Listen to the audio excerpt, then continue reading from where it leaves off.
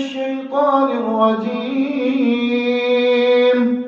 بسم الله الرحمن الرحيم. ولا تأكلوا أموالكم بينكم بالباطل وتدلوا بها إلى الحكام لتأكلوا فريقا من أموال الناس بالإثم وأنتم تعلمون. صدق الله مولانا العظيم وصدق رسوله النبي الكريم ونحن على ذلك من الشاهدين والشاكرين والحمد لله رب العالمين.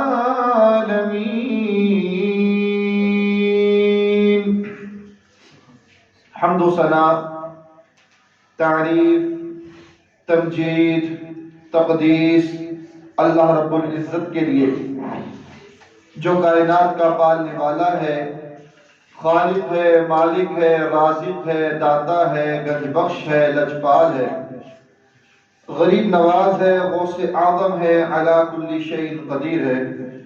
درود و سلام آقا دو جہاں، امام الانبیاء، خطیب الانبیاء، امام اعظم، پیر اعظم، مرشد اعظم، رہبر اعظم، امام کائنات، نبی التوبہ، نبی الرحمہ، بشیر نذیر، سراج منیر صلی اللہ علیہ وسلم کی ذات اقدس پر ہوں.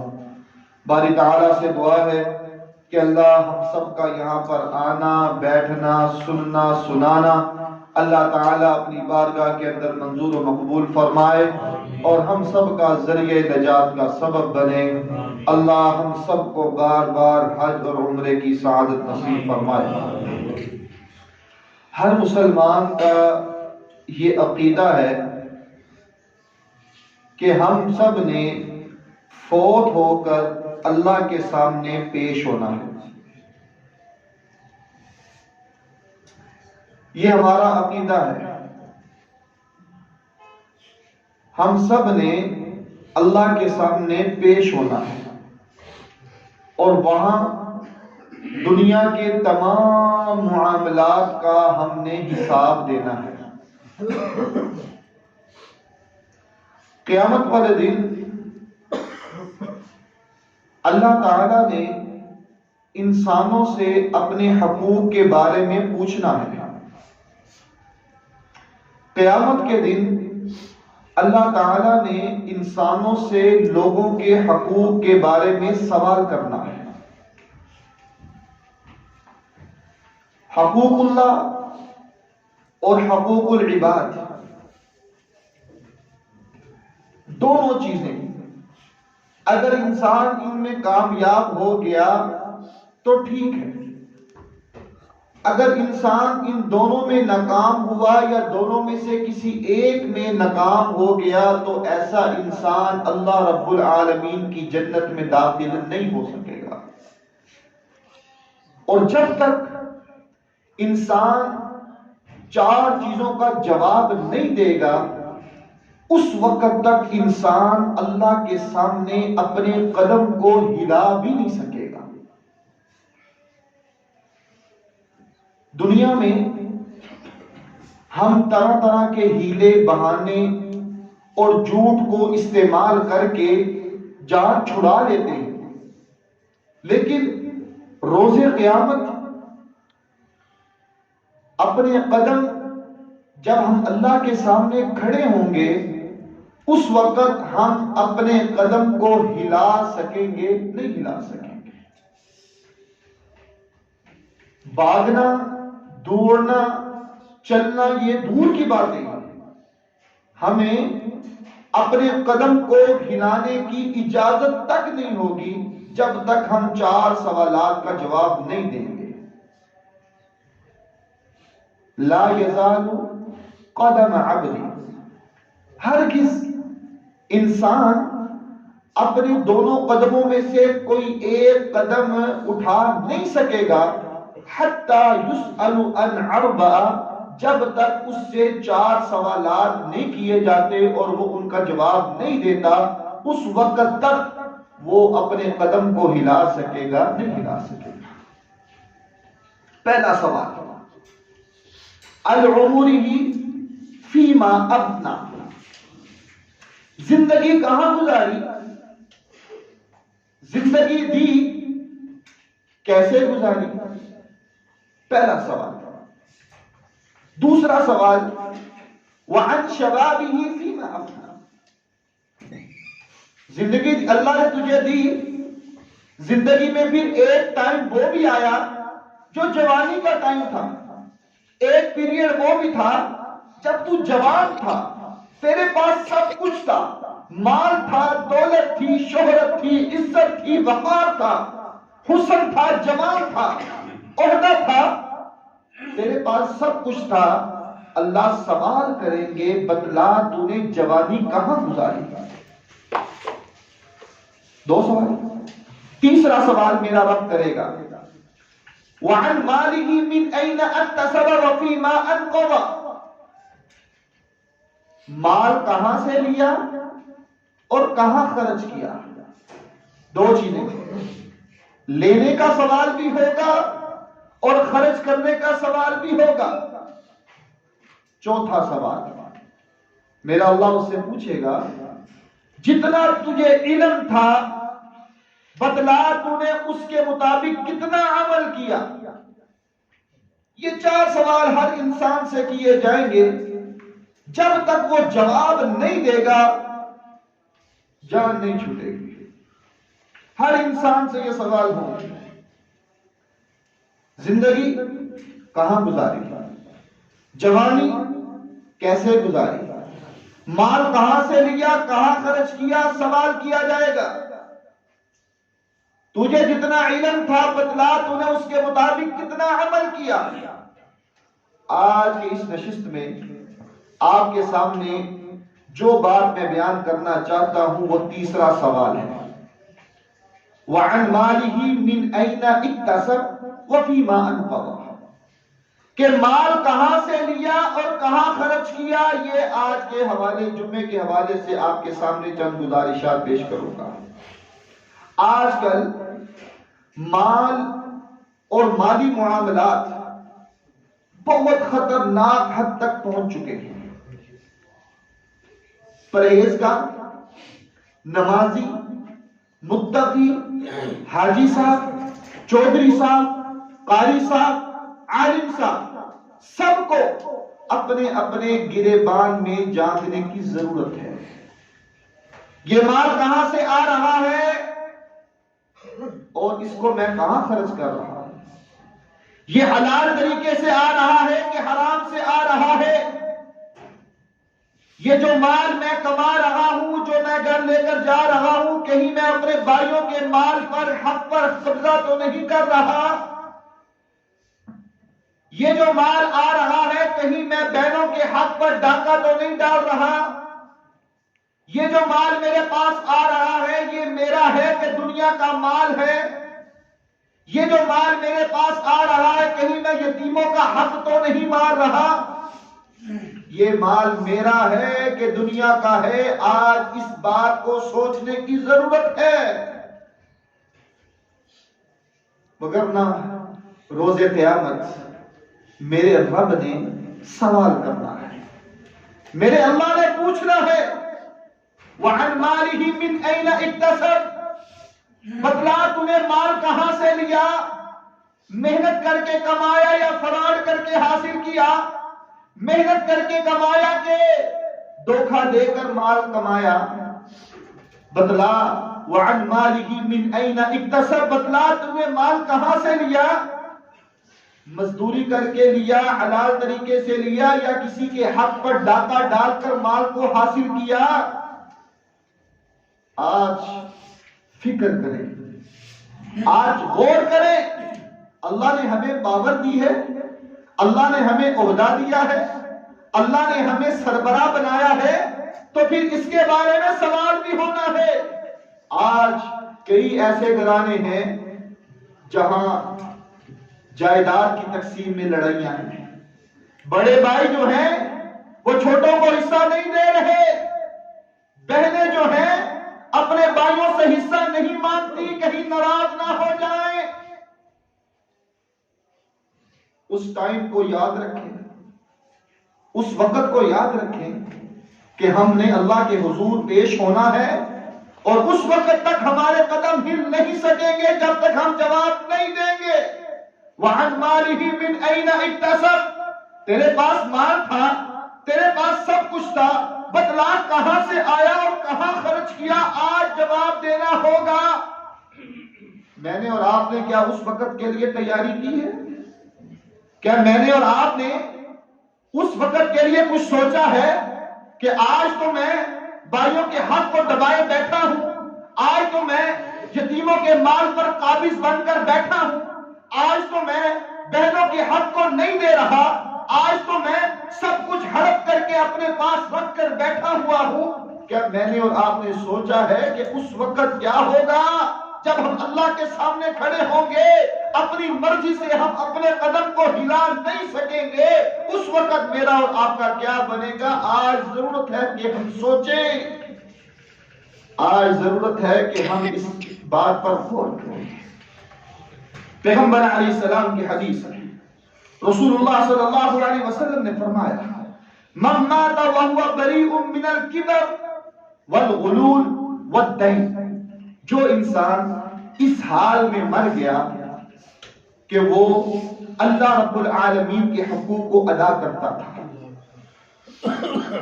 انسان مر گیا اس حال میں، اس کا خاتمہ اس حال پر ہوا کہ وہ اللہ کے حقوق کو ادا کرتا تھا، اور دنیا میں رہتے ہوئے اس کے اندر تکبر نہیں تھا، دنیا میں رہتے ہوئے اس کے اندر تکبر نہیں تھا، اور لوگوں کے مال میں وہ خیانت نہیں کرتا تھا، تیسری چیز اس کے ذمے قرضہ نہیں تھا، دخل الجنہ، نبی علیہ السلام نے فرمایا جس کے اندر یہ تین چیزیں نہیں ہوں گی اللہ ایسے انسان کو جنت میں داخل کر دے گا۔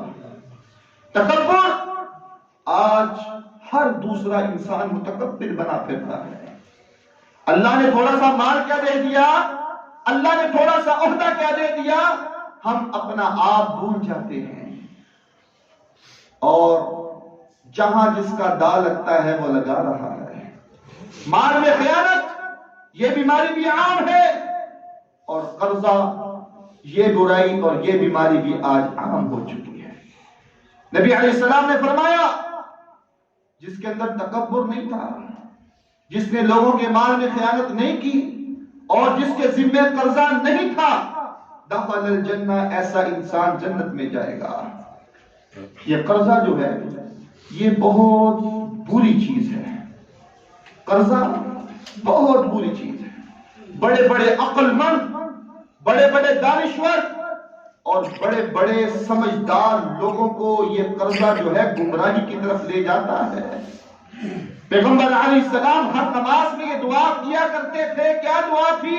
اللہم انی اعوذ بک من المأثم والمغرم، ہر نماز میں یہ دعا کیا کرتے تھے۔ مجھے اور آپ کو بھی یاد کر کے اس دعا کو پڑھنا چاہیے، یہ دعا پڑھنی چاہیے کہ اللہم انی اعوذ بک من المأثم والمغرم، کہ اللہ میں گناہ سے تیری پناہ میں آتا ہوں، اللہ مجھے گناہ سے بچانا، اور اللہ برے قرضے سے مجھے محفوظ رکھنا، اللہ برے قرضے سے میں تیری پناہ میں آتا ہوں، اللہ برے قرضے سے میں تیری پناہ طلب کرتا ہوں۔ پیغمبر علیہ السلام یہ دعا ہر نماز میں کیا کرتے تھے، مجھے اور آپ کو یہ طریقہ اپنانا چاہیے۔ رسول اللہ صلی اللہ علیہ وسلم جب یہ دعا کرتے، سیدہ عائشہ رضی اللہ تعالی عنہا اللہ کے نبی صلی اللہ علیہ وسلم کو کہنے لگی، یا رسول اللہ صلی اللہ علیہ وسلم، آپ قرضے سے بڑی پناہ طلب کرتے ہیں، آپ ہر وقت اللہ سے یہ دعا کرتے ہیں کہ اللہ مجھے قرضے سے محفوظ فرما۔ رسول اللہ صلی اللہ علیہ وسلم نے فرمایا، عائشہ رضی اللہ تعالی عنہا، یہ قرضہ ایسی چیز ہے کہ یہ بسا اوقات انسان کو جب وہ وعدہ کرتا ہے تو خیانت کروا دیتی ہے، وعدے کی خلاف ورزی کروا دیتی ہے۔ عائشہ، یہ قرضہ ایسی چیز ہے کہ جب انسان وعدہ کرتا ہے تو جھوٹ بول پڑتا ہے۔ یہ قرضہ ایسی چیز ہے کہ انسان کو گمراہی کی طرف لے جاتا ہے۔ آج ہر دوسرا انسان اس دلدل میں پھنسا ہوا ہے اور ہم اس کو برائی نہیں سمجھتے۔ قرضہ لیا جا سکتا ہے لیکن اس کی کچھ شرائط ہیں۔ رسول اللہ صلی اللہ علیہ وسلم نے بھی قرضہ لیا تھا۔ قرضہ لیا جا سکتا ہے لیکن اس کی 3 شرائط ہیں۔ کیا ہم ان شرائط کو پورا کرتے ہیں؟ پہلے نمبر پر اشد ضرورت ہو، بہت زیادہ ضرورت ہو، اس کے بغیر چارہ ہی نہ ہو۔ دوسرے نمبر پر جو قرضہ لیا ہے اس کو ادا کرنے کا ارادہ ہو۔ قرضہ جو لیا ہے اس کو ادا کرنے کا ارادہ ہو۔ اور تیسری شرط یہ ہے کہ جو قرضہ تم لے رہے ہو تمہارے پاس وہ اسباب ہونے چاہیے، تمہیں وہ چیزیں اسباب نظر آنی چاہیے کہ میں ان کو استعمال کر کے یہ جو قرضہ لے رہا ہوں اس کو میں ادا کر دوں گا۔ یہ 3 شرائط کا ہمیں خیال رکھنا چاہیے۔ لیکن آج بدقسمتی سے ہمارے ہاں کیا ہو رہا ہے، میں نے اور آپ نے دیکھنا ہے۔ ہمارے ہاں کیا ہوتا ہے، ہمارے پاس پیسے ہوتے ہیں، اکاؤنٹ میں پیسے ہیں، جیب میں پیسے ہیں، گھر میں پیسے ہیں، لیکن ہم مال کیا لیتے ہیں؟ ادار لیتے ہیں، مال قرضے میں لیتے ہیں۔ بس کیا کرے جی، ہمارا ایک طریقہ کار بن گیا ہے، یہ ہمارا رواج ہے۔ پیسے جیب میں ہے، بینک بیلنس میں ہے، سب کچھ موجود ہے، اس کے باوجود ہم نے مال جو ہے وہ قرضے پر لینا ہے اور پھر اس کی ادائیگی کوئی پتہ نہیں، کیسے ہوگی، کب ہوگی، کہاں ہوگی، کوئی معلوم نہیں۔ رسول اللہ صلی اللہ علیہ وسلم کی حدیث ہے، آپ نے فرمایا کہ جو انسان مجبوری کی حالت میں قرضہ لیتا ہے اور پھر اس کا ادا کرنے کا ارادہ بھی رکھتا ہے، اللہ تعالیٰ ایسے انسان کے لیے آسانیاں پیدا فرما دیتا ہے۔ اللہ تعالیٰ ایسے انسان کے لیے آسانیاں پیدا فرما دیتا ہے۔ اور جو انسان قرضہ لے لیتا ہے اور ادا کرنے کا ارادہ نہیں رکھتا، اس کی نیت نہیں ہوتی ادا کرنے کی، بس یہ ہوتی ہے کہ میں قرضہ لے لوں، بعد میں انکار کر دوں گا، بعد میں بھاگ جاؤں گا، جگہ بدل لوں گا، یا میں جھوٹی قسم کھا لوں گا۔ پیغمبر علیہ السلام نے فرمایا کہ ایسے انسان کو اللہ تباہ کر دیتا ہے، اس کے مال کو بھی تباہ کر دیتا ہے۔ لیکن آج ہوتا کیا ہے کہ ہم قرضہ تو لے لیتے ہیں لیکن اس کو ادا کرنے کے بارے میں سوچتے نہیں۔ قرضے کی 3 شرائط، اشد ضرورت ہو تو قرضہ لیا جا سکتا ہے۔ قرضہ لیا جا سکتا ہے اگر ادا کرنے کا ارادہ ہو، قرضہ لیا جا سکتا ہے اگر ادا کرنے کے ظاہری اسباب موجود ہوں، وگرنہ مجھے اور آپ کو اس چیز سے بچنا چاہیے، اس بیماری سے بچنا چاہیے۔ اور جب قرضہ لے لیا جاتا ہے پھر ادائیگی کے حوالے سے اپنی جان چھڑانے کی کوششیں کی جاتی ہیں، کسی طرح سے قرضہ مجھے معاف ہو جائے، کسی وجہ سے میں اس سے بچ جاؤں، پھر ہیلے بہانے تلاش کیے جاتے ہیں۔ اور تیسری بات، بسا اوقات انسان کو ضرورت پڑ جاتی ہے، انسان کو ضرورت پڑ جاتی ہے کہ اس کو مال چاہیے، پیسے چاہیے، اس کے بغیر اس کا چارہ نہیں ہے، اور ظاہری اسباب بھی نظر نہیں آ رہے ہوتے کہ میں اس کو ادا کیسے کروں گا۔ تو میرے بھائیوں، آپ قرضہ نہ لیں، آپ اپنے مسلمان بھائی سے مدد لے لیں، صدقہ لینا، خیرات لینا، زکات لینا، اس سے مدد مانگنا یہ بہتر ہے، نہ کہ آپ وہ قرضہ اپنے اوپر چڑھا لیں اور اس کو ادا نہ کریں۔ یہ بہت بری اور بڑی ظلم کی بات ہے۔ صدقہ لے سکتے ہیں، خیرات لے سکتے ہیں، زکات لے سکتے ہیں، اس صورت میں کہ آپ کو اسباب نظر نہیں آ رہے، آپ واپس نہیں کر سکتے تو ٹھیک ہے، یہ طریقہ اختیار کر لیں، لیکن اپنے اوپر یہ بوجھ نہ ڈالیں۔ یہ بوجھ بڑا سخت بوجھ ہے۔ یہ بوجھ بڑا سخت بوجھ ہے، اور رسول اللہ صلی اللہ علیہ وسلم کی وہ حدیث اپنے ذہنوں میں بٹھانی چاہیے کہ آپ صلی اللہ علیہ وسلم نے فرمایا کہ جو انسان قرضہ لیتا ہے اور پھر اس کا ادا کرنے کا ارادہ نہیں رکھتا، اس کی نیت نہیں ہوتی کہ میں نے اس کو ادا کرنا ہے، اس نے یہ سوچا ہوتا ہے کہ بس میں قرضہ لے لوں گا، اس کے بعد اللہ اللہ اور خیر صلی اللہ، بس ٹھیک ہے میں انکار کر دوں گا یا اپنی جگہ کو چھوڑ کر میں بھاگ جاؤں گا۔ رسول اللہ صلی اللہ علیہ وسلم کی حدیث ہے، آپ نے فرمایا لقی اللہ یوم القیامہ وہو الصادق، ایسا انسان جب اللہ کے سامنے آئے گا تو وہ کیا ہوگا؟ وہ چور ہوگا، وہ راہزن ہوگا، وہ ڈاکو ہوگا۔ ایسا انسان ڈاکو ہے، ایسا انسان چور ہے، ایسا انسان راہزن ہے جو انسان قرضہ کو لے لیتا ہے اور اس کی نیت ادا کرنے کی نہیں ہوتی۔ رسول اللہ صلی اللہ علیہ وسلم نے فرمایا اگر وہ مر گیا لقی اللہ یوم القیامہ وہو السارق، اللہ کے سامنے جب وہ آئے گا تو وہ ڈاکو بن کر آئے گا، وہ زانی بن کر آئے گا۔ اور آج میں نے اور آپ نے اپنے اندر جھانکنا ہے، میں نے اور آپ نے دیکھنا ہے، بڑے بڑے نمازی، بڑے بڑے پرہیزگار، بڑے بڑے تہجد گزار، بڑے بڑے نیک اعمال کرنے والے، ہر دوسرا انسان آج اس دلدل میں دنسا ہوا ہے۔ ابھی مجھے اور آپ کو اپنی اصلاح کی ضرورت ہے، اور آج کے خطبے کے حوالے سے یہ بات بیان کرنا ضروری سمجھتا ہوں۔ ہمارے ہاں شادیاں ہوتی ہیں، شادی ہوتی ہے، نکاح کے موقع پر ہم لوگ ایک بہت بڑی غلطی کر بیٹھتے ہیں۔ کس لیے؟ صرف اپنا نام بنانے کے لیے، اپنا سٹیٹس برقرار رکھنے کے لیے، پورے خاندان میں عزت جھوٹی بنانے کے لیے کیا کرتے ہیں؟ مولوی صاحب جب پوچھتے ہیں کہ حق مہر کتنا لکھوانا ہے تو اس وقت انسان اتنا لکھوائے جتنا وہ ادا کر سکتا ہے۔ اس وقت کیا ہوتا ہے؟ جتنا مرضی لکھ لیں جی، ایک طرف سے 10 لاکھ لکھ لیں جی، 5 لکھ لیں، 2 لاکھ لکھ لیں، اتنے تولے سونا لکھ لیں، اتنا لکھ لیں، اتنا لکھ لیں، اور پھر ہوتا کیا ہے؟ زندگی گزر جاتی ہے، وہ حق مہر ادا نہیں ہوتا، بچوں کے بچے ہو جاتے ہیں، حق مہر ادا نہیں ہوتا۔ حق مہر اتنا لکھواؤ جتنا تم ادا کرنے کی استطاعت رکھتے ہو۔ اس وقت ہماری یہ نیت ہوتی ہے لکھوا لیتے ہیں، نہیں دیں گے، نیت یہ ہوتی ہے کہ نہیں دیں گے، نیت یہ ہوتی ہے معاف کروا لیں گے۔ یہ حق مہر جو ہے یہ عورت کا حق ہے، انسان مقروض ہوتا ہے، انسان جب تک عورت کا حق مہر نہیں دیتا اس کے اوپر یہ قرض ہوتا ہے۔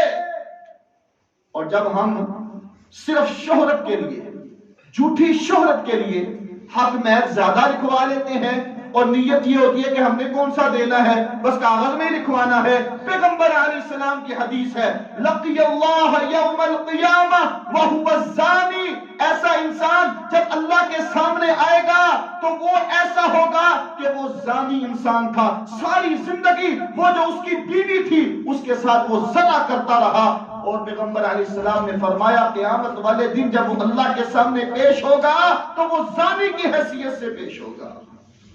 اور آج معاشرہ بگڑا ہوا ہے، اور آج اس طرف ہماری توجہ نہیں ہے، بچوں کے بچے ہو چکے ہیں اور اب ہم ہیلے بہانے تلاش کرنے شروع کر دیتے ہیں۔ یہ حق مہر جو ہے یہ عورت کا حق ہے، جب تک مرد ادا نہیں کرتا تب تک وہ اس کا قرضدار ہے، وہ مقروض ہے، اور کوشش کرنی چاہیے کہ اس کو جلد از جلد ادا کر دیا جائے، وگرنہ جو مال لے، ادھار لے، قرض لے اور اس کی نیت ہو کہ میں نے ادا نہیں کرنا، قیامت والے دن چور بن کر، ڈاکو بن کر اللہ کے سامنے پیش ہوگا۔ اور جو انسان حق مہر اس نیت سے لکھواتا ہے کہ میں نے کون سا ادا کرنا ہے، قیامت والے دن وہ اللہ کے سامنے زانی بن کر پیش ہوگا۔ میں نے اور آپ نے اپنی اصلاح کرنی ہے، میں نے اور آپ نے اپنے گھروں کو درست کرنا ہے، میں نے اور آپ نے اپنے معاشرے کو درست کرنا ہے۔ ہم سب شادیوں میں شرکت کرتے ہیں، ہم سب اپنے رشتہ داروں برادریوں کی شادیوں میں جاتے ہیں، یہ پیغام ان تک پہنچانا میری اور آپ کی ذمہ داری ہے۔ کیا ہوگا اگر تم 10,000 یا 5,000 یا 500 لکھوا دو؟ اور بعض تو ایسے ہوتے ہیں کہ شادی پر 30، 40، 50 لاکھ خرچ کرنے کے بعد کہتے ہیں آپ شرعی حق مہر لکھ دیں۔ شرعی حق مہر، اور شرعی حق مہر کتنا ان کے نزدیک ہوتا ہے؟ 32 روپے یا 32.5 روپے۔ شادی کرتے وقت آپ کو شریعت یاد نہیں آئی؟ شادی کے موقع پر جب اخراجات کر رہے تھے اس وقت آپ کو شریعت بھول گئی، اور جب حق مہر کی باری آئی تو تم کہتے ہو کہ شرعی حق مہر لکھ دو۔ حق مہر انسان اپنی استطاعت کے مطابق لکھوائے اور اس کو جلد از جلد ادا کرے، وگرنہ انسان کے اوپر یہ قرضہ ہے۔ اور آج جو قرض لیتا ہے، جو قرض دیتا ہے، بعد میں بڑے بڑے معاملات ہو جاتے ہیں۔ بڑا بڑا کچھ ہمارے معاشرے میں ہو رہا ہے۔ دینے والا دے دیتا ہے، لینے والا لے لیتا ہے، اس کے بعد دینے والا اس کے پیچھے جاتا، اللہ کے بندے تو نے قرض لیا، دے دے دے دے، مجھے واپس کر دو۔ وہ پھر ہیرے بہانے، ٹال مٹول، جھوٹ اور جھوٹے وعدے شروع ہو جاتے ہیں۔ میرے بھائیوں، مرنے سے پہلے پہلے اس قرض کو، اس بیماری کو اپنے سے دور کر لیں، وگرنہ انجام بہت برا ہے، وگرنہ معاملہ بڑے خراب ہیں۔ آج ہم نے یہ سوچا ہے، ہم جب جنازے پر جائیں نا تو وہ مولوی صاحب میت کے اوپر یا قبر کے پاس کھڑے ہو کر کہتے ہیں کہ اگر ان کے ذمہ کوئی قرض ہے تو آپ جو ہیں وہ ان کے ورثاء سے، ان کے لواحقین سے رابطہ کر لیں۔ ایسی بات ہوتی ہے؟ یہ بات اس وقت تک ہے، سن لیں، یہ 3 باتیں نوٹ کر لیں۔ پہلے نمبر پر یہ بات اس وقت کام آئے گی جب مرنے والے کے اوپر قرض ہو اور ادا کرنے کے لیے اس کے پاس پیسہ نہ ہو، اس کے پاس پیسہ نہ ہو، تو یہ بات اس وقت اس کے کام آ سکتی ہے کہ اس کے لواحقین ذمہ لے لیں کہ ٹھیک ہے میں دیتا ہوں، یا یہ میرے ذمہ ہے میں اس کو ادا کر دوں گا۔ یہ کام اس وقت کام آئے گا۔ دوسری چیز، اچانک فوت ہو گیا، چلتا صبح گھر سے نکلا، کوئی بیماری نہیں تھی، شام کو پتا چلا وہ فوت ہو گیا۔ اب اس کے اوپر جو قرضہ تھا، جب اعلان ہوتا ہے ورثاء میں سے یا اولاد میں سے، ٹھیک ہے وہ ذمہ داری قبول کرے اور اس کو ادا کرے، ٹھیک ہے، لیکن ایک انسان ایسا بھی ہے جس کے اوپر قرضہ تھا اور اس کے پاس مال تھا، بینک میں پیسے تھے، گھر میں پیسے تھے، سب کچھ تھا، وہ اپنے قرض کو ادا کر بھی سکتا تھا۔ بہنیں اس سے حق مانگنے آتی تھی، بھائی اس سے حق مانگنے آتے تھے، شراکت دار اس کے پاس آتے تھے، کاروبار حضرات اس کے پاس آتے تھے کہ اللہ کے بندے جو وعدہ کیا پورا کر، جو مال دیا ہے اس کو ادا کر۔ سب کچھ اس کے پاس موجود تھا، لیکن وہ اپنے مال کو، اپنے بینک بیلنس کو جمع کرتا رہا اور وہ قرض ادا نہیں کرتا۔ ایسا انسان نہیں بچ سکے گا، یہ انسان نہیں بچے گا، یہ انسان اس کیٹیگری میں نہیں آئے گا۔ جب اعلان ہوتا ہے نا کہ ورثاء سے رابطہ کرے، اس کے لیے وہ 2 چیزیں ہیں، ایک تو کہ اس کے پاس مال نہیں تھا اور وہ چلا گیا، اب ذمہ داری ہے کہ اس کے لواحقین جو ہیں اس کے مال کو، اس کے قرض کو ادا کریں، ٹھیک ہے۔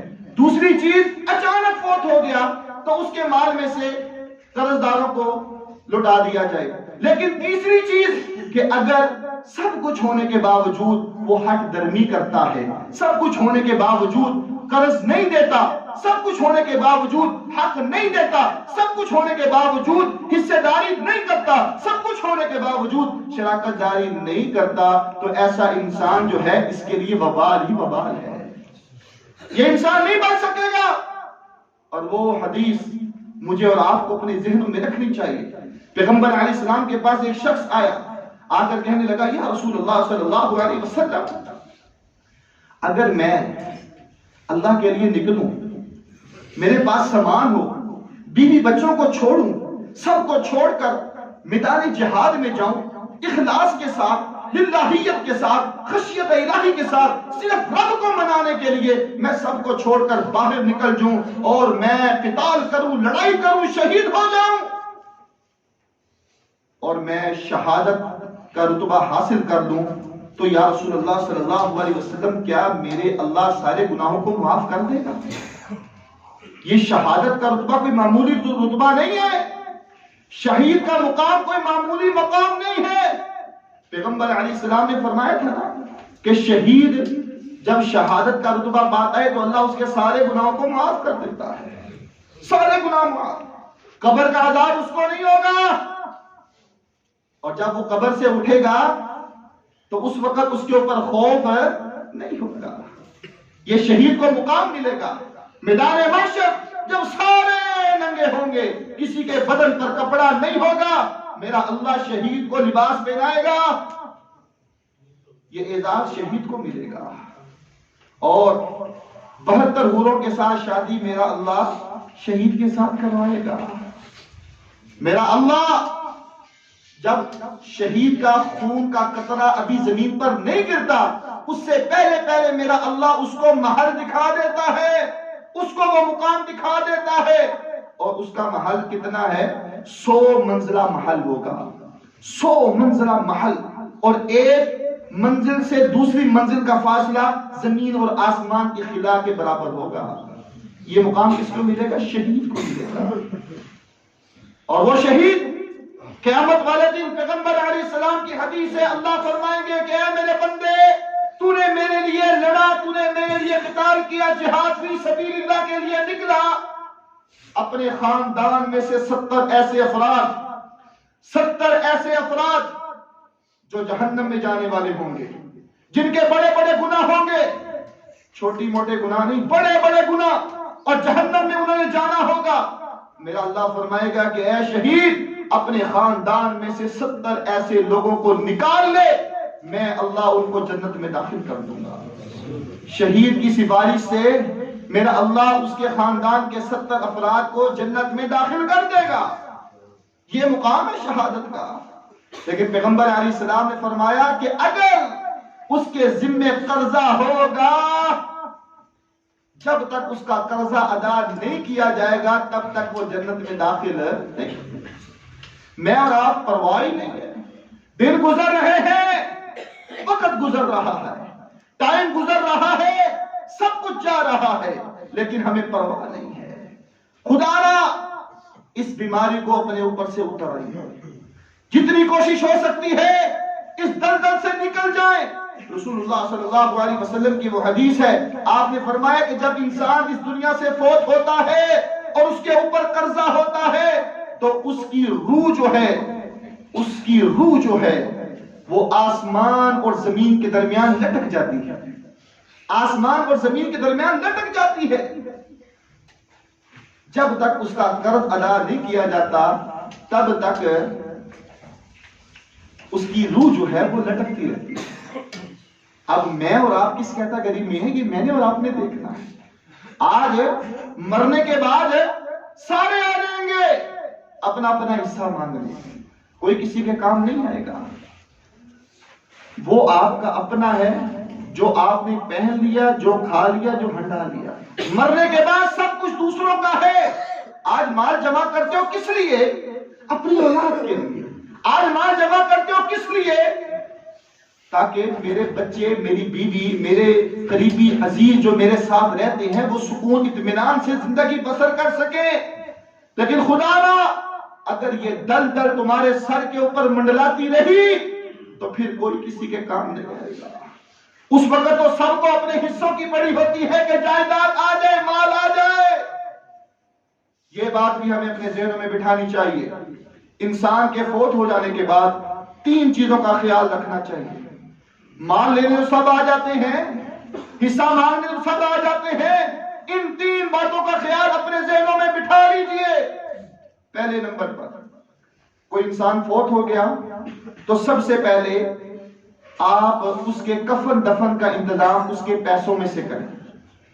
پہلی چیز ہمارے ہاں عموماً یہ ہوتا ہے کہ قریبی رشتہ دار، قریبی عزیز یا قریبی ساتھی وہ کفن دفن کا انتظام کرتا ہے، ٹھیک ہے یہ بھی ہو سکتا ہے، لیکن اگر ایسی صورت نہ بنے تو سب سے پہلی شریعت نے ہمیں جو بات سمجھائی وہ یہ ہے کہ مرنے والے کے مال میں سے اس کی قبر کا انتظام کیا جائے، اس کے کفن کا انتظام کیا جائے، پہلی چیز۔ دوسرے نمبر پر اگر اس کے اوپر قرضہ ہے، اگر اس کے اوپر قرضہ ہے تو اس کے ترکے میں سے جو جائیداد چھوڑ کر گیا ہے اس کی جائیداد میں سے اس کے قرضے کو اتارا جائے۔ اور تیسرے نمبر پر مرنے والے جو وصیت کر کے گیا ہے اس کی وصیت کو پورا کیا جائے۔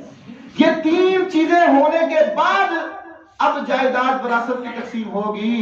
لیکن ہمارے ہاں کیا ہوتا ہے، قرضہ ہے تو وہ ابا جی نے لیا تھا، مرنے والے نے لیا تھا۔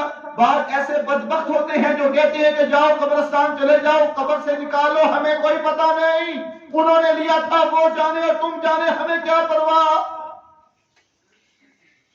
ایسا وقت آنے سے پہلے میں نے اور آپ نے اپنی اصلاح کرنی ہے، میں نے اور آپ نے کوشش کرنی ہے۔ کئی احادیث اس بات پر دلالت کرتی ہیں، پیغمبر علیہ السلام نے اس انسان کا جنازہ نہیں پڑھایا تھا کہ جس کے ذمے ایک روایت کے مطابق 2 دینار تھا اور ایک روایت کے مطابق 3 دینار تھا قرض، صرف 3 دینار قرضہ تھا۔ آپ صلی اللہ علیہ وسلم جنازہ پڑھانے کے لیے آئے تھے، آپ نے سوال کیا تھا اے میرے صحابہ اس کے اوپر قرضہ تو نہیں ہے؟ بتلایا گیا یا رسول اللہ صلی اللہ علیہ وسلم 2 دینار ہے یا 3 دینار ہے۔ آپ نے فرمایا کہ میں اس کا جنازہ نہیں پڑھاؤں گا۔ اور اب کیا ہوتا ہے، ہمیں پرواہ ہی نہیں ہے۔ اللہ ہمیں ہدایت دے، اللہ ہمیں ہدایت دے، اللہ ہمیں اتنا کمانے کی توفیق دے جتنا ہمارے لیے باعث نجات ہو۔ اللہ مال کو وبال نہ بنائے، اللہ مال کو وبال نہ بنائے۔ یہ جو کما رہے ہیں اسی پر شکر کریں اور اس بیماری کو اپنے اوپر سے نکالنے کی کوشش کریں، وگرنہ مرنے والا مر جاتا ہے اور اس کی قبر بھی خراب ہوگی۔ کھانے والے تو سب کھائیں گے، ہمیں اپنی فکر کرنی ہے، باقی سب کچھ ہو جائے گا۔ جب ہم اپنی اصلاح کریں گے دنیا بھی راضی ہوگی، اللہ بھی راضی ہو جائے گا۔ اللہ ہمیں ایسی بیماری سے محفوظ فرمائے، اللہ ہماری حفاظت فرمائے، اس کے حلال کھانے اور اس کے حلال کمانے اور اس کے حلال کھلانے کی اللہ توفیق عطا فرمائے۔ اگر اشد ضرورت پڑ جائے تو قرضہ لے سکتے ہیں، لیکن ادا کرنے کا ارادہ بھی ہو اور ادا کرنے کے اسباب موجود بھی ہو۔ اگر یہ چیزیں نہ ہو تو پھر قرضہ نہ لیں، صدقہ لے لیں، خیرات لے لیں، کسی سے مدد مانگ لیں، وہ بہتر ہے نہ کہ آپ اپنے اوپر قرضہ چڑھا لیں اور آپ اس دنیا سے چلے جائیں اور پھر آپ کی آخرت خراب ہو جائے۔ اللہ ہمیں ایسے دن سے محفوظ فرمائے اور اللہ ہمیں ایسے اعمال کرنے کی توفیق عطا فرمائے کہ اللہ ہمیں سیدھا جنت میں داخل فرمائے۔